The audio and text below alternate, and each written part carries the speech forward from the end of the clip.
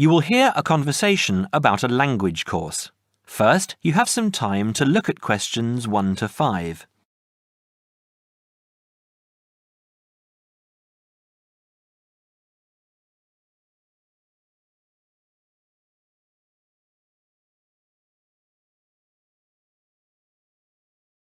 You will see that there is an example that has been done for you.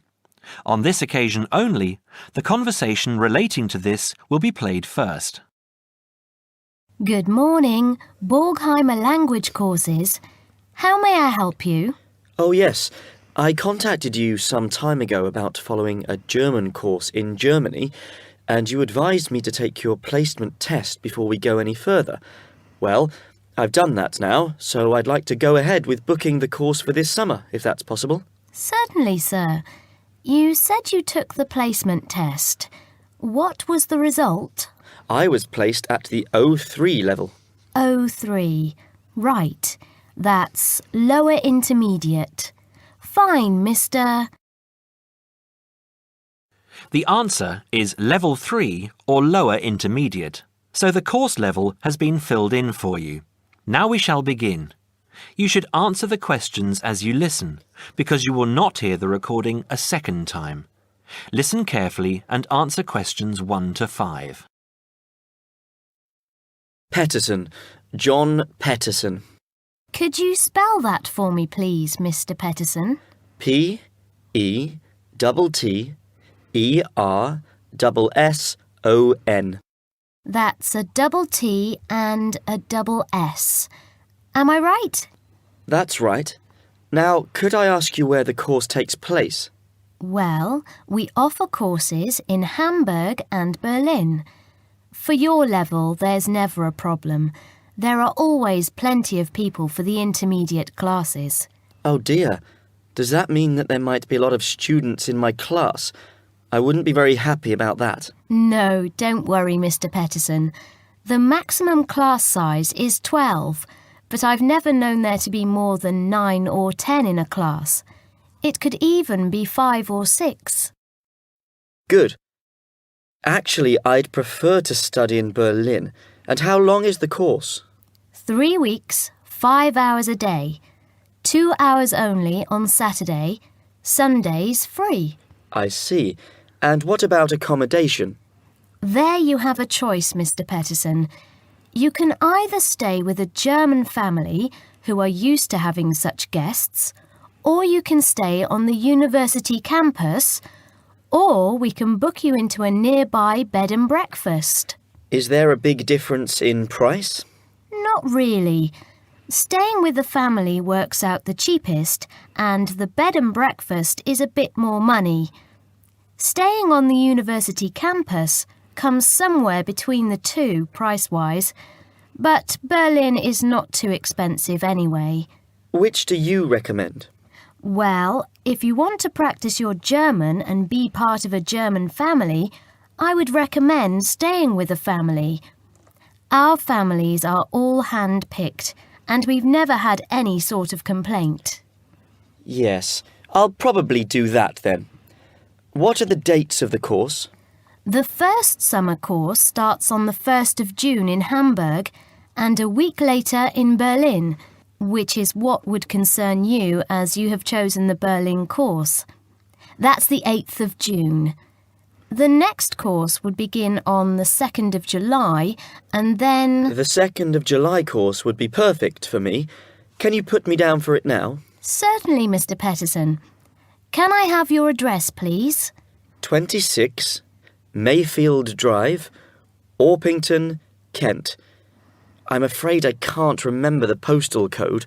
Don't worry, Mr. Peterson. I'll check on it. Before you hear the rest of the conversation, you have some time to look at questions 6 to 10.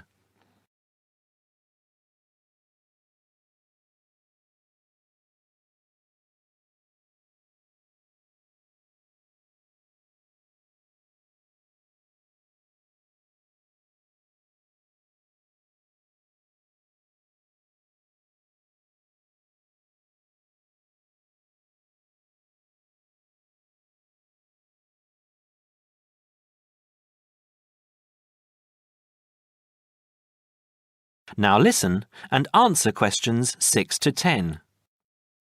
There are a couple of other things I'd like to ask. Certainly. What do I need to bring on the course?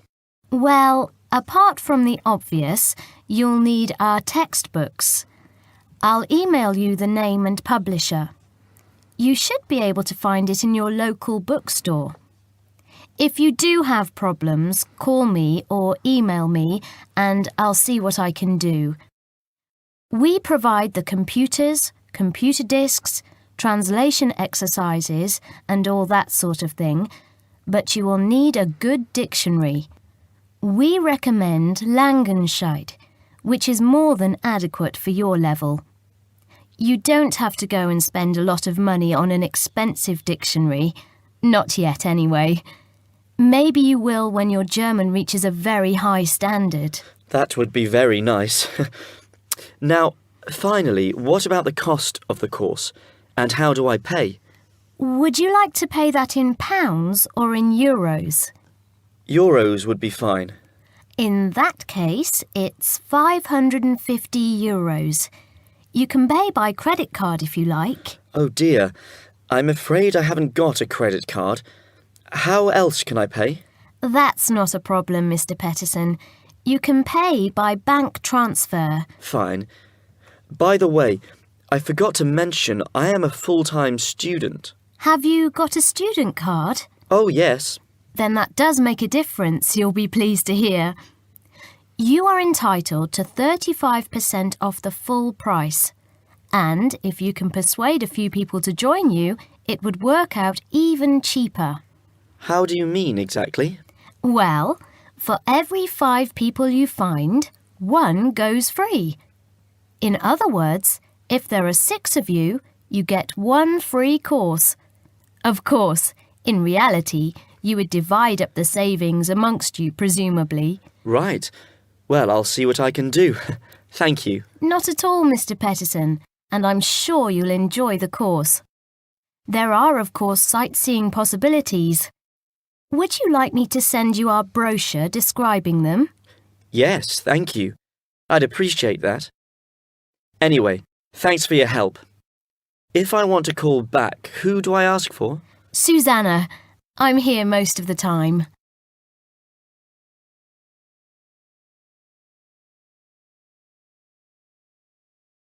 That is the end of part 1.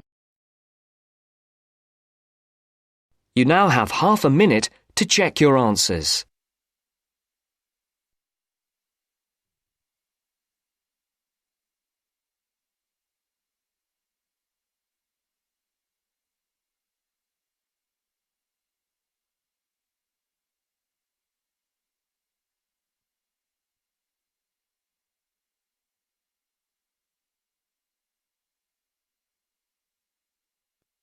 Now turns to part 2. Part 2. You will hear the Overseas Student Officer talking to some new students about the arrangements for an excursion to Ironbridge. First, you have some time to look at questions 11 to 15.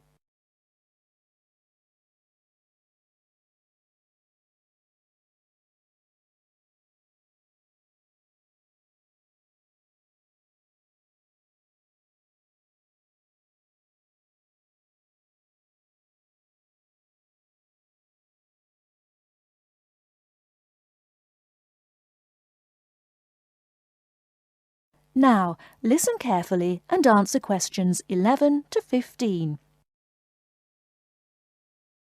Hello everyone, my name is Pamela Sutcliffe and most of you already know that I'm the Overseas Student Officer here at CELPIP Technical College. Next Tuesday, the 28th of September, we have arranged an excursion for all new students to the important historical town of Ironbridge. We are hoping you'll all come, because not only is the history of Ironbridge very important and interesting, but also an excursion like this is a relaxed and fun way to get to know each other. Ironbridge is about 55 kilometres from here, and we'll be travelling by the college bus, which holds 40 people.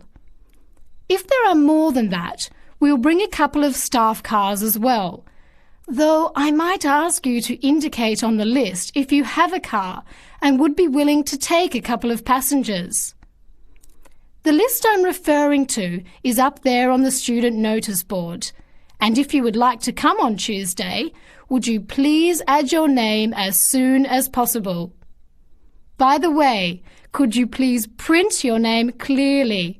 I know some people have wonderful signatures, but often I'm afraid I can't read them, which can cause problems. So if we need extra transport and you could bring your car, can you tick the car column next to your name? Could you also add your student number and your telephone number, just in case there are any last-minute changes and we have to contact you? The other information I need to give you is about lunch. There's a very nice little restaurant in Ironbridge which gives a 15% discount to the college when we bring groups. That means lunch is only about £4, and they do good vegetarian meals too, so it's usually no problem for those of you on special diets. But if you prefer to eat your own food, that's fine too, either on the bus or in the park. But I'd encourage you to try the restaurant. Now, talking of costs, I should tell you that the bus will only cost you £10, and if you bring your car, we'll pay for the petrol, so you get a free trip in return for driving there. Will you please sign up by Saturday at 6 p.m. at the latest? The list is closed after that. We will depart at 9:30 a.m. sharp on Tuesday morning, so please make sure that you arrive at least 15 minutes before so that you can find a seat and get settled on the bus. Before you hear the rest of the talk, you have some time to look at questions 16 to 20.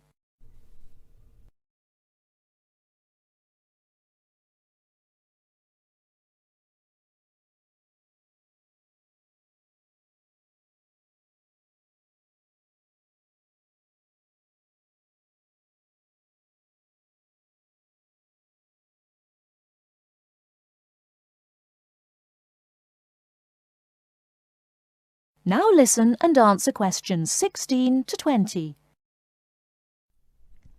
The college bus garage is behind the engineering workshop.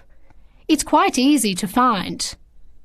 If you come here to the Student Union building, then walk east down the avenue until you get to the childcare centre on your left, and then turn left and walk past the sports centre and the tennis courts, which are both on your left.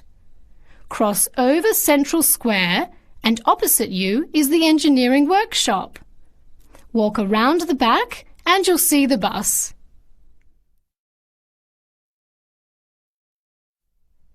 Please wear comfortable shoes, as we'll be walking around Ironbridge and be on our feet for most of the day.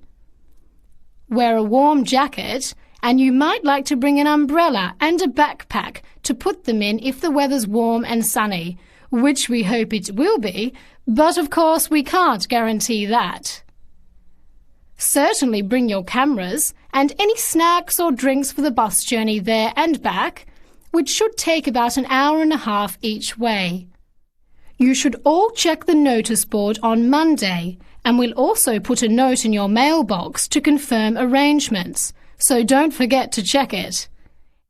Now, why are we visiting Ironbridge? Well, Ironbridge, as the name suggests, has got the original iron bridge. That is, the first ever iron bridge in the world. It was the birthplace of the Industrial Revolution, and for 40 years it led the world, as Britain changed from an agricultural society into an industrial one. It's hard to imagine today that this pretty, sleepy little tourist town was one of the most important places in England for over a century. Just imagine, 200 years ago, people from all over Europe and even North America came to Ironbridge to learn about what was then the latest technology. Today it is listed as a World Heritage Site by the United Nations, as they consider the unique collection of industrial monuments, rank it alongside the Grand Canyon, the pyramids, and the Great Barrier Reef. One place that's fun to visit is Blist Hill, which is a reconstruction of a small Victorian industrial town where people are working and living as they did 100 years ago. I hope you'll enjoy the day. It's been a very popular excursion in previous years, so I'm looking forward to going again next Tuesday. Now don't forget to put your name on the list as soon as possible. That is the end of part 2.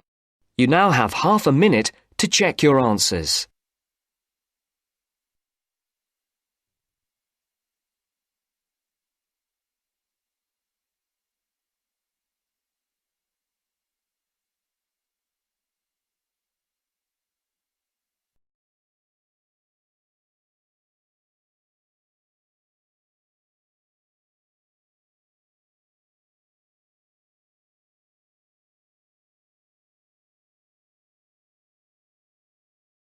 Now turns to part 3. Part 3. You will hear two friends discussing what to study at Mitchford University. First, you have some time to look at questions 21 to 27.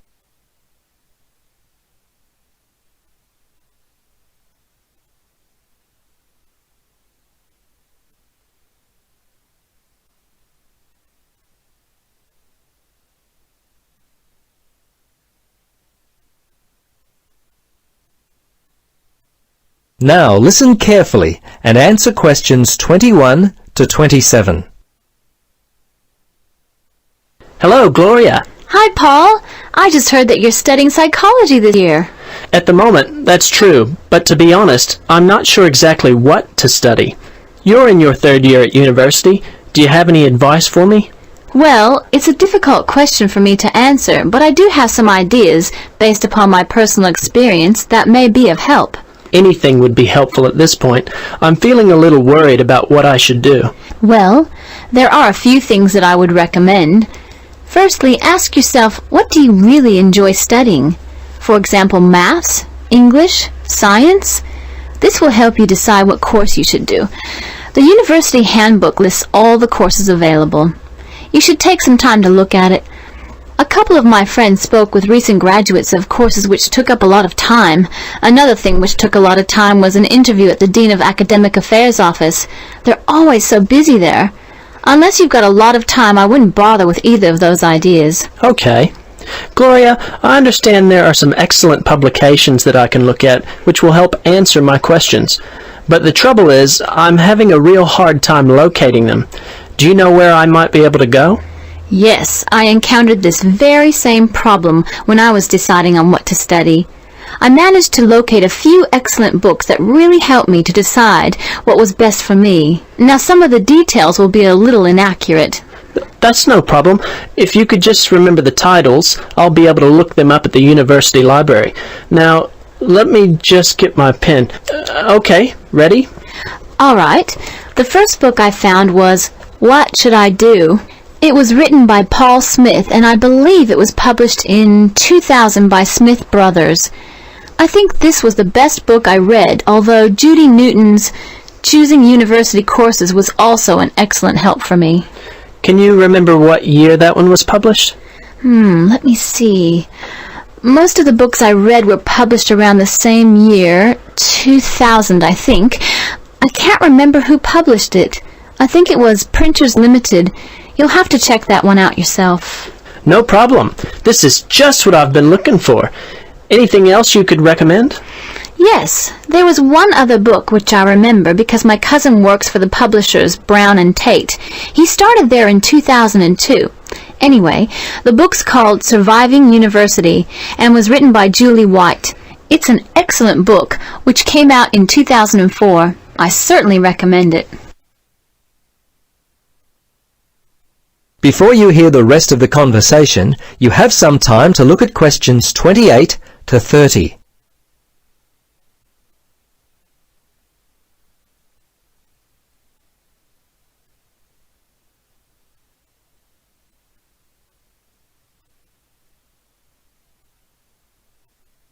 Now listen and answer questions 28 to 30. Gloria, this discussion has been so helpful. I wonder if I might ask one more question. Sure. What would you like to know? Well, I'm wondering why you finally decided to study psychology. Well, what helped me to decide was my interest in working with people. I think that's what you've got to really decide in your own mind. Do people give you energy or do they drain you of energy? I asked my friends what they thought of my idea, and most of them thought it was a good choice. Yeah, I think my parents or family members who know me well would be a good place to start. I think if you like to research subjects, you might prefer to work by yourself. That could help you to decide what area you should study. For me, I like working with numbers, and I knew psychology involved a lot of this, so that also helped me to choose my course of study. The bottom line is you've really got to know what you naturally like to do. Once you work that out, you simply choose areas of study that relate to those things. Well, Gloria, I can't thank you enough for your time. Would you be interested in joining me for a coffee?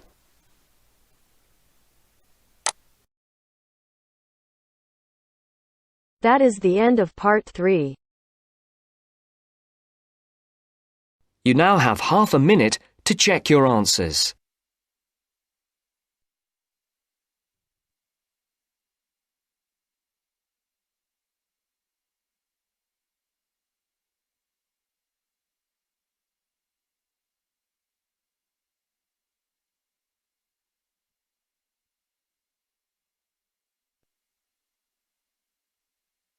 Now turns to part 4.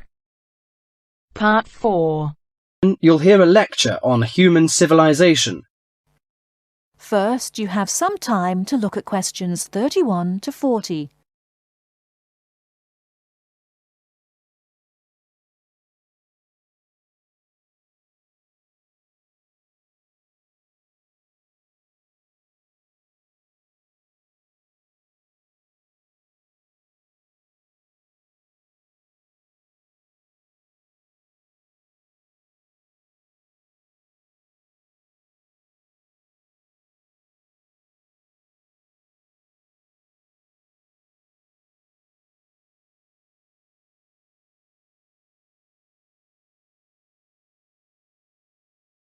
Now listen carefully and answer questions 31 to 40. Today in our History Series lectures, Professor Smith is going to introduce the history of human civilization. Welcome, Professor Smith. Good afternoon, ladies and gentlemen. Do you know when human civilization originated? And what's the development of human language? Well, the first 2 stages in the development of civilized man were probably the invention of primitive weapons and the discovery of fire, though nobody knows exactly when he acquired the use of the latter. The origin of language is also obscure. No doubt it began very gradually. Animals have a few cries that serve as signals, but even the highest apes have not been found able to pronounce words, even with the most intensive professional instruction. Apparently, a necessity for the mastering of speech is the superior brain of man. When man became sufficiently intelligent, we must suppose that he gradually increased the number of cries for different purposes. It was a great day when he discovered that speech could be used for narrative. There are those who think that in this respect, picture language preceded oral language. A man could draw a picture on the wall of his cave to show in which direction he had gone, or what prey he hoped to catch. Probably picture language and oral language developed side by side. I'm inclined to think that language has been the most important single factor in the development of man. 2 important stages came not so long before the dawn of written history. The first was the domestication of animals. The second was agriculture. Agriculture was a step in human progress to which, subsequently, there was nothing comparable until our own machine age. Agriculture made possible an immense increase in the number of the human species in the regions where it could be successfully practiced. These were, at first, only those in which nature fertilized the soil after each harvest. Agriculture met with violent resistance from the pastoral nomads. but the agricultural way of life prevailed in the end because of the physical comforts it provided. Another fundamental technical advance was writing, which, like spoken language, developed out of pictures, but as soon as it had reached a certain stage, it was possible to keep records and transmit information to people who were not present when the information was given. These inventions and discoveries, fire, speech, weapons, domestic animals, agriculture, and writing, made the existence of civilized communities possible. From about 3000 BC until the Industrial Revolution, less than 200 years ago, there was no technical advance comparable to these. During this long period, man had enough time to become accustomed to his technique and to develop the beliefs and political organizations to appropriate it. There was, of course, an immense extension in the area of civilized life. At first it had been confined to the Nile, the Euphrates, the Tigris, and the Indus, but at the end of the period in question it covered much the greater part of the livable globe. I do not mean to suggest that there was no technical progress during this long time. There was progress. There were even two inventions of great importance, namely gunpowder and the mariner's compass, but neither of these can be compared in their revolutionary power to such things as speech and writing and agriculture. That is the end of part 4. You now have half a minute to check your answers.